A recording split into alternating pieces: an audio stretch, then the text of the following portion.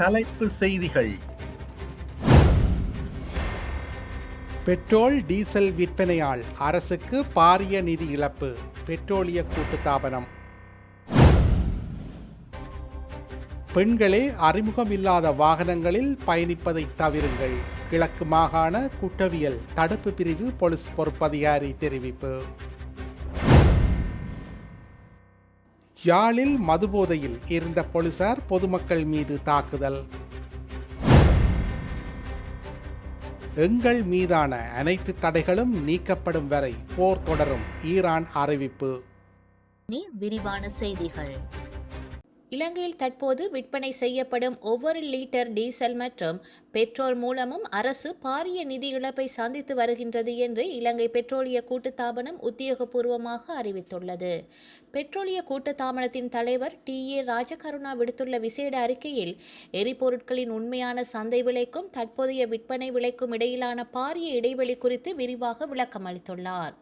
தற்போதைய உலக சந்தை நிலவரங்களுக்கு அமைய அரசு வழங்கி வரும் மானியங்கள் காரணமாக பின்வரும் நட்டங்கள் ஏற்படுகின்றன என்று அவர் சுட்டிக்காட்டியுள்ளார். 1 லிட்டர் டீசல் 204 ரூபாய் நட்டம் ஏற்படுகின்றது. 1 லிட்டர் பெட்ரோலிற்காக 32 ரூபாய் நட்டம் ஏற்படுகின்றது. நாட்டின் தற்போதைய மின் தேவை மற்றும் உற்பத்தி நிலவரங்களை கருத்தில் கொண்டு எதிர்வரும் காலங்களில் மின்சார உற்பத்திக்காக டீசலை பயன்படுத்த வேண்டிய தேவை ஏற்படலாம் எனவும் இது மேலதிக நிதிச் சுமையை ஏற்படுத்தும் எனவும் அவர் எச்சரித்துள்ளார். அதிகரித்து வரும் நட்டத்தை குறைக்கும் வகையிலும் தேவையற்ற எரிபொருள் பயன்பாட்டை கட்டுப்படுத்தும் வகையிலும் தற்போது எரிபொருள் ஒதுக்கீடு முறைமை அமுல்படுத்தப்பட்டுள்ளது. அதேவேளை QR முறையினூடாக நீண்ட வரிசைகளின்றி மக்கள் தமது பொருளாதார நடவடிக்கைகளை சீராக முன்னெடுக்க வழிவகை செய்யப்பட்டுள்ளது. தற்போது நிலவும் நிதிச்சுமை மற்றும் விநியோக நடைமுறைகள் குறித்து போலீசார் மற்றும் துறைசார் அதிகாரிகள் தொடர்ச்சியாக கண்காணிப்பில் ஈடுபட்டு வருகின்றனர். தேவையற்ற எரிபொருள் பயன்பாட்டை குறைப்பதன் மூலமே இந்த நிதி நெருக்கடியை சமாளிக்க முடியும் என்று பெட்ரோலிய கூட்டுத்தாபனம் பொதுமக்களிடம் கோரிக்கை விடுத்துள்ளது. கிழக்கு மாகாணத்தில் பெண்களின் பயண பாதுகாப்பை உறுதிப்படுத்தும் நோக்கில் கிழக்கு மாகாண பெருங்குற்றவியல் தடுப்பு பிரிவு போலீஸ் பொறுப்பதிகாரி தெய்வநாயகம் மேனன் பல முக்கிய விழிப்புணர்வு அறிவுறுத்தல்களை வெளியிட்டுள்ளார். அண்மையில் இலங்கையை உலுக்கிய பாழ்கிணறு படுகொலை சம்பவங்களை தொடர்ந்து பொதுமக்களின் பாதுகாப்பை கருத்தில் கொண்டு அவர் இந்த ஆலோசனைகளை வழங்கியுள்ளார். பொறுப்பதிகாரி மேனன் விடுத்துள்ள அறிவுறுத்தலில் குறிப்பிடப்பட்டுள்ளதாவது: ஆபரணங்கள். பெண்கள் பொது இடங்களுக்கு செல்லும் போது பெறுமதிமிக்க தங்க நகைகளை அனாவசியமாக வெளிப்படையாக அணிவதை தவிர்க்க வேண்டும். பயணம். முன்பின் தெரியாத முச்சக்கர வண்டிகள் உள்ளிட்ட அறிமுகமில்லாத வாகனங்களில் ஏறுவதை தவிர்க்க வேண்டும். முடிந்தவரை அறிமுகமான வாகனங்களை பயன்படுத்த வேண்டும். குழுவாக செல்லுதல். பெண்கள் தனித்து பயணிப்பதை தவிர்த்து குழுவாகவோ அல்லது உறவினர்களோட பயன்களை மேற்கொள்வது பாதுகாப்பானது. தங்களது பயண விபரங்களை நெருக்கிய உறவினர்களிடம் முன்கூட்டியே பகிர்ந்து கொள்ள வேண்டும். உணவு மற்றும் பானங்கள். அந்நியர்கள் வழங்கும் உணவுப் பொருட்கள் அல்லது பானங்களை எக்காரணம் கொண்டும் உட்கொள்ள வேண்டாம். மயக்க மருந்து கொடுத்து நகைகளை பறிக்கும் சம்பவங்கள் குறித்து அதிக அவதானத்துடன் இருக்க வேண்டும். அவசர உதவி. ஏதேனும் ஆபத்தான அல்லது சந்தேகத்திற்கிடமான சூழல் ஏற்பட்டால் உடனடியாக 119 எனும் போலீஸ் அவசர அழைப்பு இலக்கத்தை தொடர்பு கொள்ளவும். நெருக்கடி கால நடைமுறைகள். தற்போதைய எரிபொருள் நெருக்கடி மற்றும் பொருளாதார சூழலை கருத்தில் கொண்டு அவர் மேலும் சில ஆலோசனைகளை வழங்கியுள்ளார். தனிப்பட்ட வாகனங்களை தவிர்த்து பொது போக்குவரத்து சேவைகளை பயன்படுத்துதல் சிறந்ததாகும்.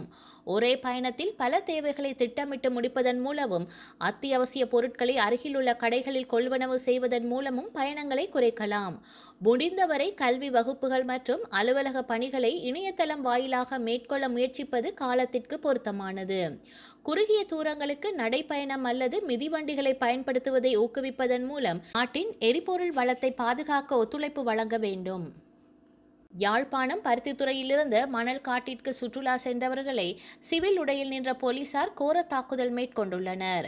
சிவில் உடை மட்டுமன்றி மேலாடைகளை இல்லாது மது அருந்தியவாறு இருந்த காங்கேசன்துறை மாவட்ட குற்றத்தடுப்பு பிரிவு போலீசாரே இவ்வாறு தாக்குதலை மேற்கொண்டுள்ளனர். போலீசார் போலீஸ் திணைக்கள வாகனத்தில் சென்று மேலாடைகளின்று மது போதையில் இருந்த போலீசாரை இந்த தாக்குதலை மேற்கொண்டுள்ளனர். போலீசார் மேற்கொண்ட தாக்குதலில் படுகாயமடைந்த இருவர் மந்திகை வைத்தியசாலையில் அனுமதிக்கப்பட்டுள்ளமை குறிப்பிடத்தக்கது. நாட்டின் நாளாந்த வலுசக்தி நுகர்வு அதிகமுள்ள மாலை 6 மணி முதல் இரவு 10 மணி வரையிலான காலப்பகுதியில் வலுசக்தியை மிக சிறந்த முகாமைத்துவத்துடன் பயன்படுத்துவது குறித்து மக்களுக்கு தெளிவுபடுத்தி அவர்களின் பங்களிப்புடன் நாட்டின் வலுசக்தி பாதுகாப்பை உறுதிப்படுத்த தேவையான அனைத்து நடவடிக்கைகளையும் எடுக்குமாறு ஜனாதிபதி அனுரகுமார திசாநாயக்க அதிகாரிகளுக்கு அறிவுறுத்தியுள்ளார்.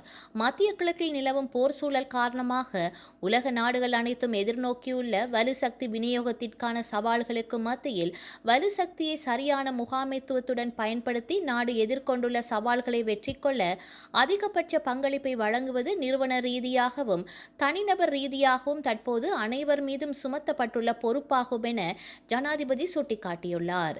வலுசக்தி பாதுகாப்பை பேணுவதற்காக தொடர்ச்சியாக எடுக்கப்பட வேண்டிய நடவடிக்கைகள் குறித்து ஆராயும் பொருட்டு ஜனாதிபதி அலுவலகத்தில் நடைபெற்ற கலந்துரையாடலில் கலந்து கொண்ட போதே ஜனாதிபதி அனுரகுமார திசாநாயக்க இவ்வாறு தெரிவித்துள்ளார்.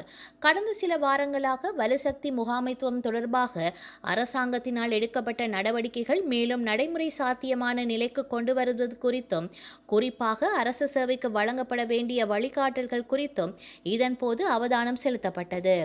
அதேபோல் உள்ளூராட்சி மன்ற மட்டத்தில் வலுசக்தி நுகர்வை முறையான முகாமைத்துவத்திற்கு உட்படுத்துவதற்கு எடுக்கக்கூடிய நடவடிக்கைகள் குறித்து அந்தந்த நிறுவனங்களுடன் கலந்துரையாடுமாறும் ஜனாதிபதி அறிவுறுத்தினார். விளம்பரங்களுக்காக பயன்படுத்தப்படும் மின்சார பெயர் பலகைகள் மற்றும் ஏனைய அலங்கார மின் கட்டமைப்புகளுக்கு அதிக அளவிலான மின்சாரம் செலவிடப்படுவதாகவும் அதனை மட்டுப்படுத்துவதன் மூலம் நாட்டின் மின்சார நுகர்வில் குறிப்பிடத்தக்க அளவை சேமிக்க முடியும் என்றும் இதன்போது குறிப்பிடப்பட்டது.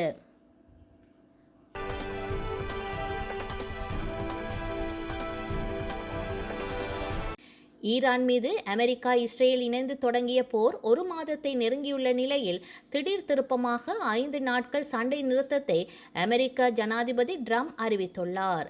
ஈரான் தனது கட்டுப்பாட்டுக்குள் வைத்துள்ள ஹார்முஸ் ஜலசந்தியை 48 மணி நேரத்தில் திறக்காவிட்டால் அந்நாட்டின் மின் நிலையங்களை தாக்கி அழிப்போம் என்று ட்ரம்ப் எச்சரிக்கை விடுத்தார்.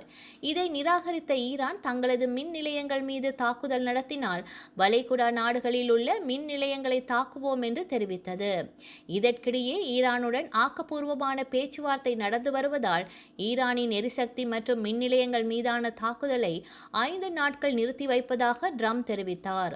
ஆனால் அமெரிக்காவுடன் நேரடி பேச்சுவார்த்தை எதுவும் நடைபெறவில்லை என்று ஈரான் தெரிவித்தது. இந்த நிலையில் தங்கள் மீதான அனைத்து தடைகளும் நீக்கப்படும் வரை போர் தொடரும் என்று ஈரான் அறிவித்துள்ளது.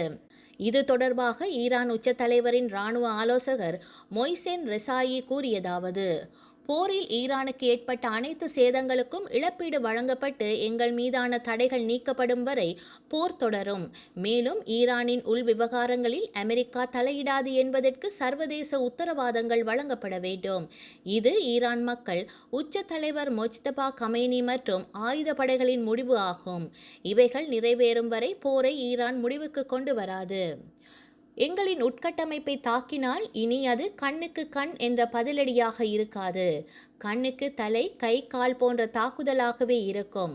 அமெரிக்கா முடங்கிவிடும் என தெரிவித்துள்ளார். ஈரானின் புதிய உச்ச தலைவர் மொஜ்தபா கமேனி அமெரிக்காவுடன் பேச்சுவார்த்தை நடத்த தயாராக இருப்பதாக இஸ்ரேலிய ஊடகமான எடியோத் ஹைரோனுத்தை மேற்கோள் காட்டி அரப் நியூஸ் செய்தி வெளியிட்டுள்ளது. ஈரானிய வெளியுறவு அமைச்சர் அப்பாஸ் அராக்ஷிக்கும் அமெரிக்கா மீடியேட்டர் ஸ்டீவ் விட்காஃபுக்கும் இடையே நடந்த இருதரப்புக்கான பேச்சுவார்த்தை குறித்த உரையாடலுக்கு ஈரானின் உச்ச தலைமை ஒப்புதல் அளித்துள்ளது என்று அந்த ஊடக செய்தி மேற்கோள் காட்டி அரப் நியூஸ் செய்தி வெளியிட்டுள்ளது. முன்னதாக ஈரான் வெளியுறவுத்துறை அமைச்சகத்தின் செய்தி தொடர்பாளர் ஈரானுடனான பேச்சுவார்த்தைகள் குறித்த அமெரிக்க அதிபர் ட்ரம்பின் கருத்துக்களை நிராகரித்திருந்தார்.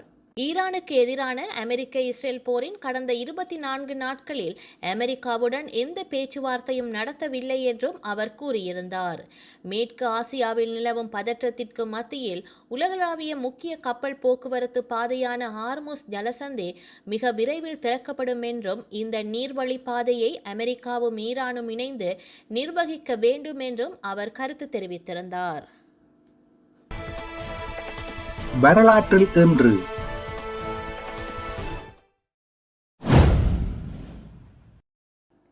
1954 தொண்டை மாநாட்டு பகுதியை சேர்ந்த நவரட்னசாமி 32 மைல் நீளமான பாக்கு நீர்னியை வல்வெட்டித்துறையிலிருந்து தென்னிந்தியாவின் கோடிக்கரைக்கு முதலாக நீந்தி கடந்தார்.